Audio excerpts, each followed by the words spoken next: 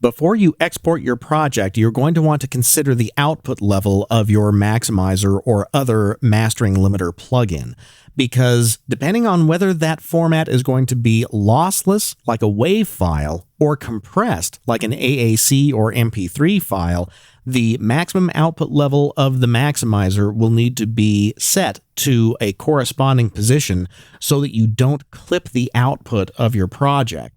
And so for linear formats, the output level needs to be set to no higher than minus 0.3 dB. And the easiest way to enter that is to double-click on the value and type in minus 0.3. That will enter a maximum output level of your project at minus 0.3 dB below zero. And that's for linear formats like WAV and AIFF. But if you are exporting to a compressed format, then before you perform your audio export, you'll need to adjust that level to minus 1.2 dB below zero. That's because data compressed file formats like MP3 and AAC have a different threshold for what clipping is or where 0 dB is in the file. So you'll need to pay attention to the maximizer settings when you're exporting for compressed versus uncompressed formats. Since I'm going to export as a WAV file first, I'm going to set that back to minus 0.3 dB. Then I'm going to close the maximizer window and the stereo output channel.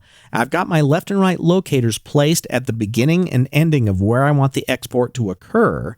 Then I'm going to go under the File menu and choose Export and Audio Mixdown. And there's a lot to this window, but I'm going to export just a single project. So that's what the single mode is for. In multiple mode, you could export different stems or different tracks or different outputs. But in single mode, it's going to mix everything together into one exported file. And here's where you can change the name. This is going to be R21. Yes, I made a few more revisions as I was mixing this project. The path is going to be where the file gets saved. So you could choose your own path. Normally, Cubase creates a folder called the Mixdown folder, and it adds that to your Cubase project so that the Mixdown files are located where all the other files for this project are on your computer's hard drive or solid-state drive. It's just in the same folder as the project file itself. So I'll use that as the path. Then I'm going to look at the file type and choose WAV. I can choose a different sample rate if I wanted to, but since this project is at 44.1, I'll leave it there.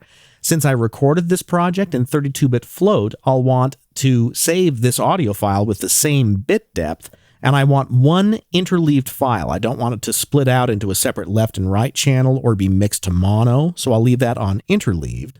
Then I have some options down here to either leave this dialog box open when the export completes, or you can leave that off so that it just closes when you're done exporting. And if you want to listen to the project as the render is taking place, so that you're listening to it and exporting it in real time, you can enable real-time export if you want. Then when you're ready, you hit the Export Audio button, and you'll get a progress bar that shows you how long it's going to take to export this project. The speed of your computer will change this, as well as how many plugins you have on and how many tracks you have in the project and so forth. Now I'm going to abort that export and I'm going to take us back because I want to talk about compressed file formats. The most popular one that Cubase uses is MP3s, which is an MPEG-1 layer 3 file. And if you choose that, then you don't have the option of choosing the sample rate. Instead, you're choosing the bit rate. 256 is pretty much the standard these days, but you can lower that or raise that a little tiny bit if you want to. In the early days of iTunes, it was 128, and the MP3s just didn't sound very good. At 256, they sound a lot better because it's twice the data rate. That means that the file size when you export it will be twice the size as well. But another option that you get with MP3s is editing the ID3 tag, where you could enter the metadata for the file. So you could enter the title, artist, album, track number, and genre information if you wanted to.